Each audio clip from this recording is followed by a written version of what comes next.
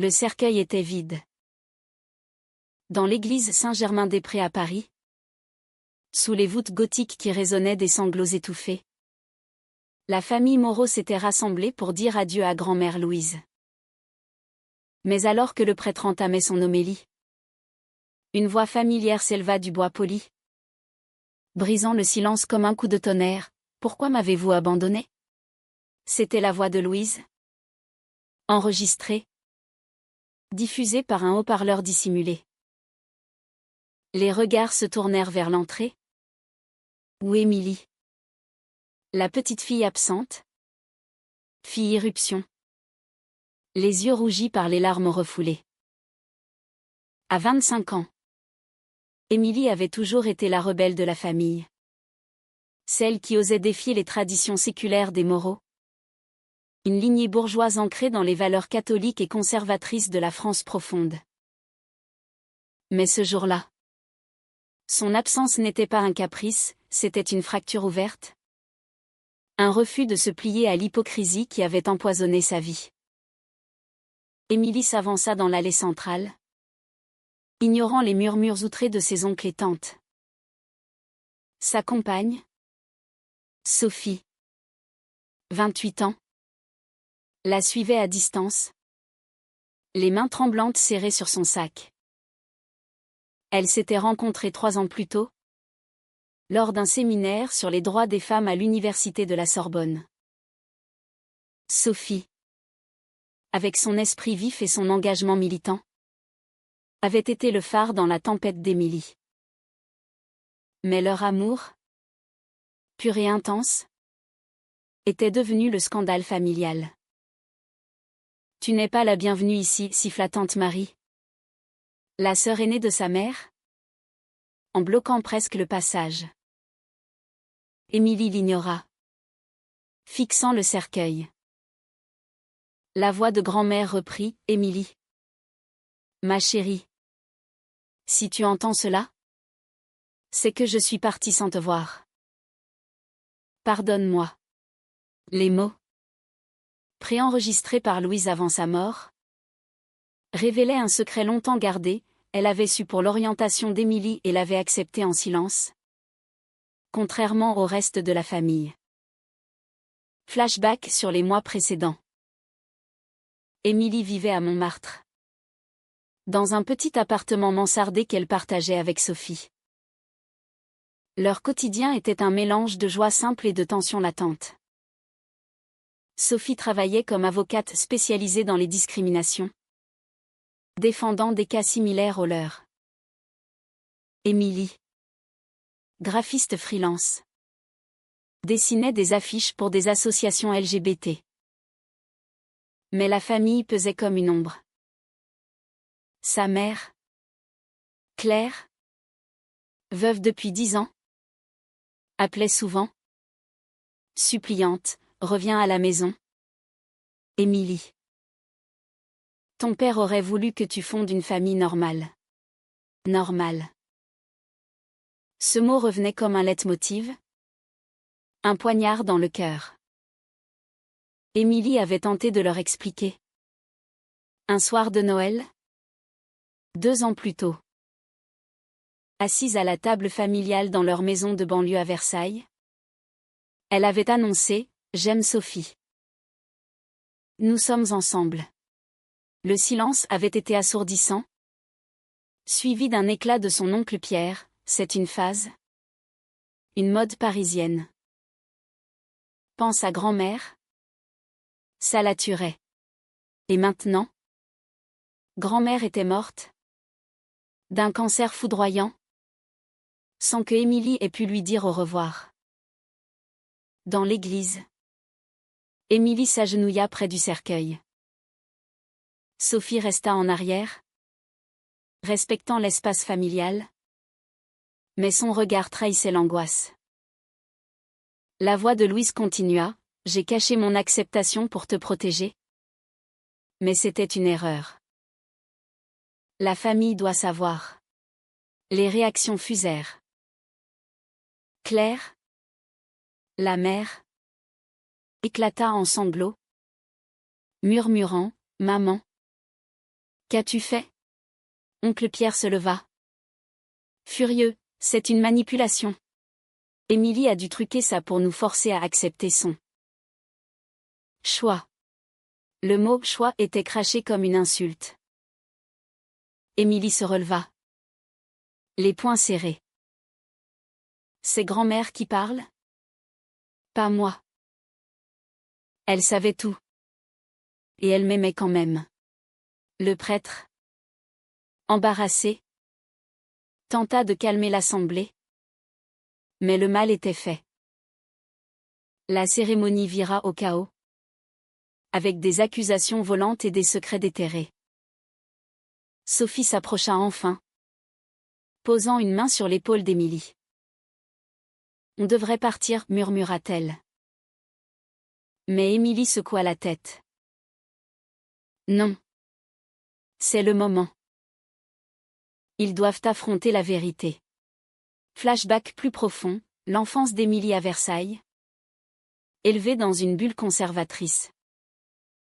À l'adolescence, elle avait ressenti les premiers émois pour une camarade de classe.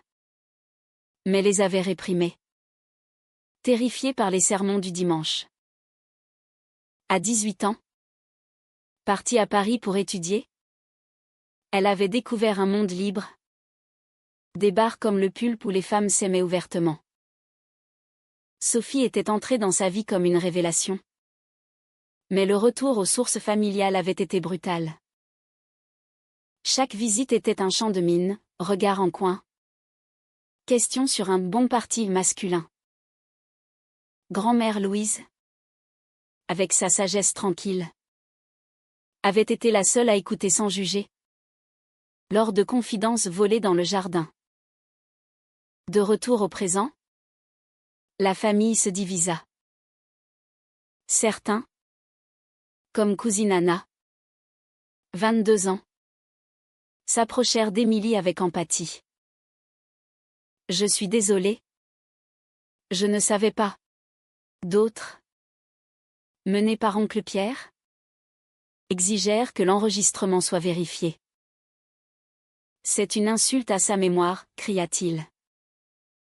Émilie, épuisée, quitta l'église avec Sophie, laissant derrière elle un champ de bataille émotionnelle. Dans la rue, sous la pluie fine de Paris, Sophie serra Émilie contre elle.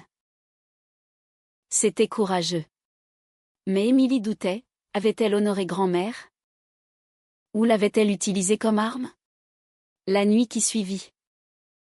Dans leur appartement, elles parlèrent jusqu'à l'aube. Sophie avoua ses peurs, et si ta famille te rejette pour de bon? Émilie répondit, alors? On construira la nôtre. Mais au fond d'elle, le doute rongeait, était-ce une victoire? Ou le début d'une guerre? Le lendemain, la nouvelle se répandit comme une traînée de poudre dans la famille élargie. Claire appela Émilie. La voix brisée, comment as-tu pu faire ça? Utiliser la voix de maman pour ton agenda personnel? Émilie, assise à la table de la cuisine, serra le téléphone. Ce n'est pas moi. Maman. C'est grand-mère qui l'a enregistré. Elle voulait que je sois là. Mais sans le scandale. Claire hésita. Puis lâcha, viens à la maison ce soir. On doit parler. Sophie, qui écoutait, secoua la tête. C'est un piège. Ils vont te culpabiliser. Mais Émilie accepta, mue par un mélange de culpabilité et d'espoir. À Versailles, la maison familiale était un bastion de tradition, photos de mariages hétérosexuels. Crucifix au mur. Claire l'accueillit seule, les yeux gonflés. Ton père serait dévasté, commença-t-elle. Émilie interrompit, papa est mort il y a 10 ans. Il m'aimait. Moi. Pas une version idéalisée. La conversation vira vite au conflit. Claire avoua avoir su pour l'enregistrement, grand-mère l'avait confié à elle avant de mourir. Elle voulait te protéger. Mais je pensais que c'était une folie. Émilie se sentit trahie. Tu savais et tu m'as laissé dehors? Claire pleura, la famille est conservatrice. Ton oncle Pierre menace de contester l'héritage si on accepte. Ça désignait Sophie. Leur amour. Émilie quitta la maison en claquant la porte. Le cœur en miettes. Sur le chemin du retour, elle appela Sophie, ils veulent me forcer à choisir. Sophie, fidèle, répondit, alors choisis-nous. Mais le doute s'insinuait, Émilie pouvait-elle abandonner sa famille pour l'amour? Les jours suivants, la pression monta. Au travail, Émilie reçut un email anonyme, ton mode de vie est une honte. Repens-toi. Probablement un cousin zélé. Sophie, de son côté, défendit un cas similaire au tribunal, une femme lesbienne évincée de l'héritage familial. C'est courant en France? Malgré les lois, expliqua-t-elle. Émilie, inspirée, décida de confronter oncle Pierre. Ils se rencontrèrent dans un café à Saint-Germain. Pierre, 55 ans, homme d'affaires rigide, attaqua d'emblée, ton grand-mère était sénile à la fin. Cet enregistrement est faux. Émilie produisit une preuve, une lettre de Louise, remise par le notaire. Lila. Pierre blêmit, Louise y exprimait son amour inconditionnel et son regret pour les préjugés familiaux. Mais Pierre contre-attaqua, même si c'est vrai. Pense aux enfants. Tes cousins grandissent dans un monde confus à cause de gens comme toi. Émilie riposta, confus? C'est l'amour. Oncle. Pas une menace. La discussion s'envenima. Pierre révélant un secret, il avait lui-même un fils gay. Qu'il avait forcé à se marier. Pour le bien de la famille. Émilie fut choquée, l'hypocrisie était profonde. Rentrée chez elle, elle raconta à Sophie. Qui proposa, utilisons ça pour les faire réfléchir. Mais Émilie hésitait, révéler ce secret serait une trahison. Le dilemme moral la rongeait, la vérité liberté-elle? Ou détruit-elle? Entre-temps, la société pesait. À une manifestation pour les droits LGBT à Paris, Émilie et Sophie furent interviewées par un journaliste. L'article parut, la petite fille lesbienne qui a perturbé un enterrement. Les commentaires en ligne étaient vicieux, dégoûtants. Respectez les morts. Sophie encouragea, c'est le prix de la visibilité. Mais Émilie craqua. Se sentant exposée. Une nuit. Elle rêva de grand-mère, choisis ton chemin. Mais paie le prix. Au réveil, elle décida d'organiser une réunion familiale. Invitation renvoyée.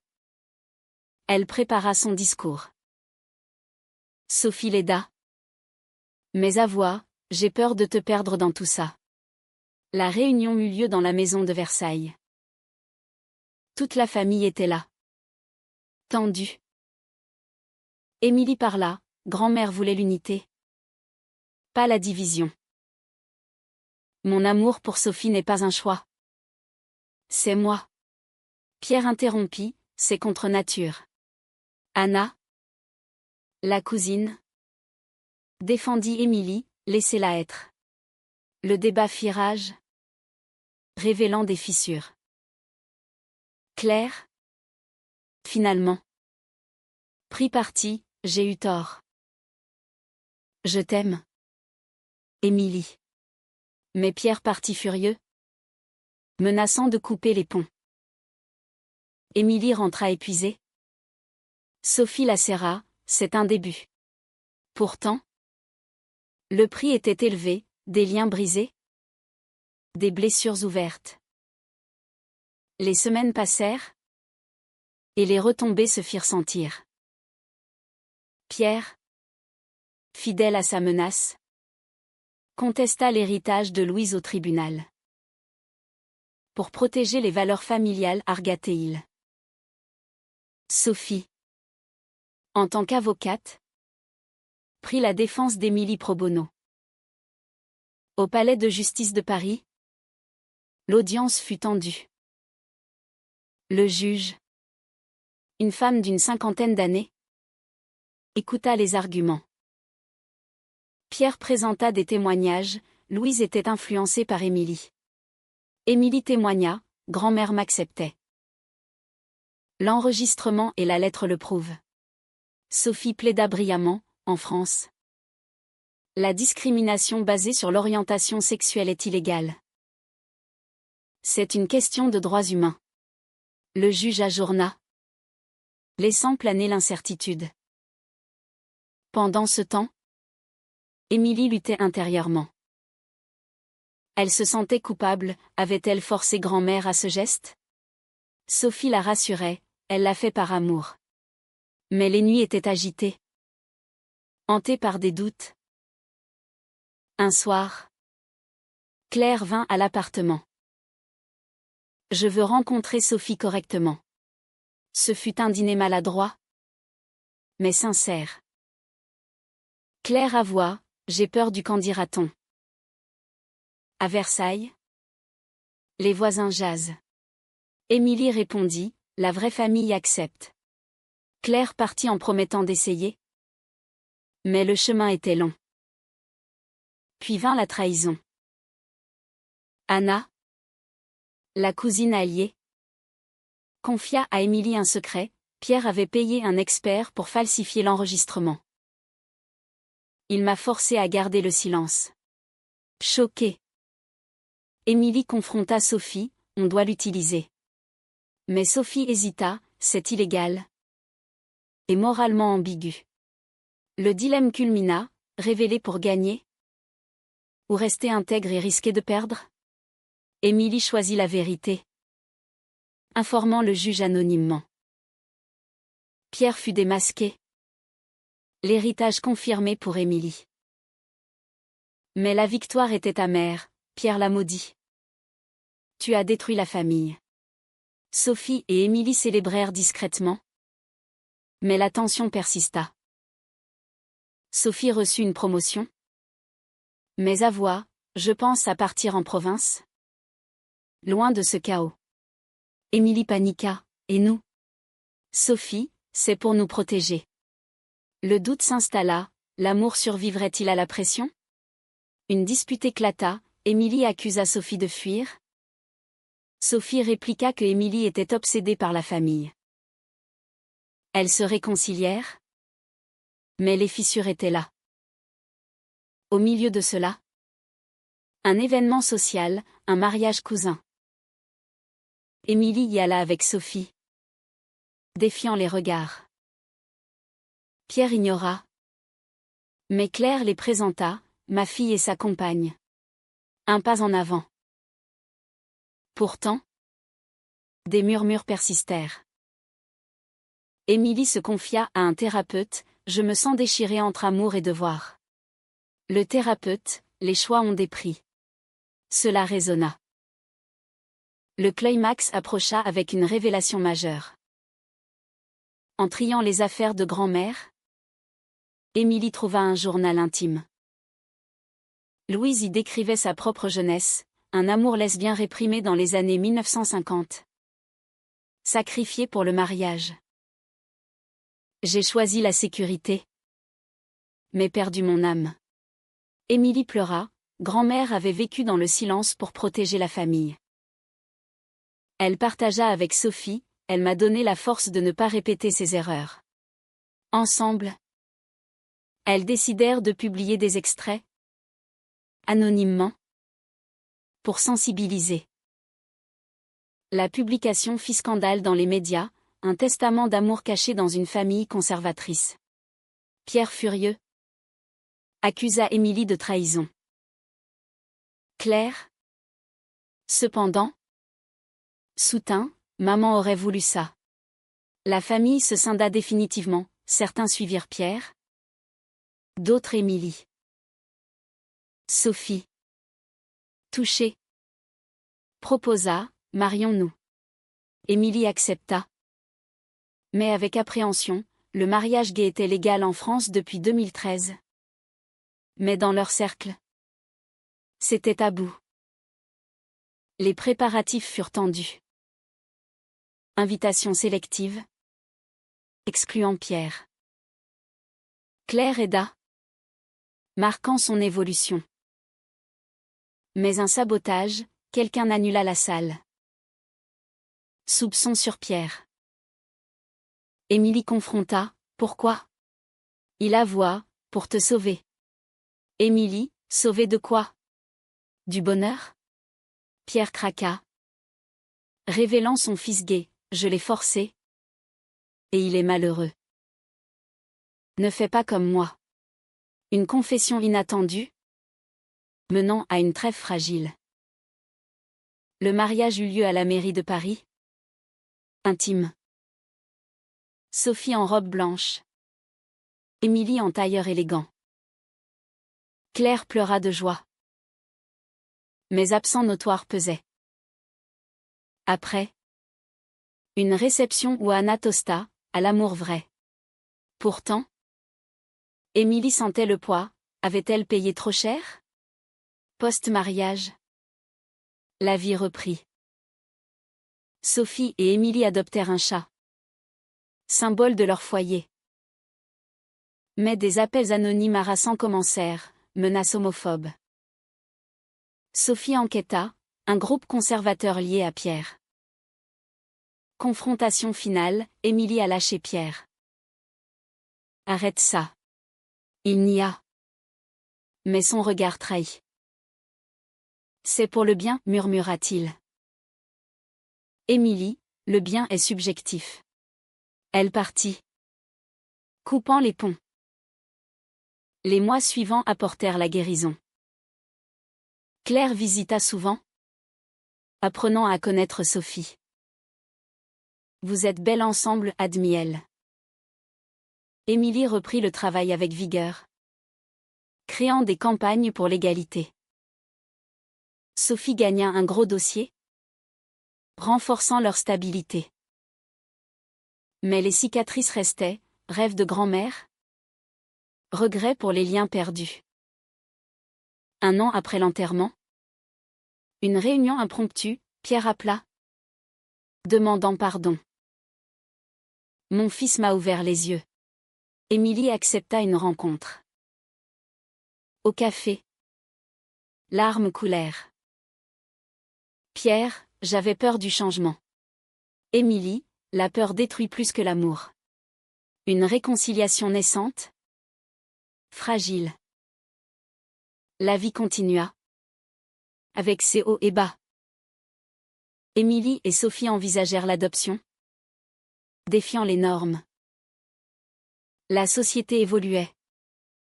Mais lentement. Émilie réfléchit, les choix avaient coûté cher. Mais apporté la liberté. Était-ce juste de prioriser l'amour personnel au détriment de l'unité familiale?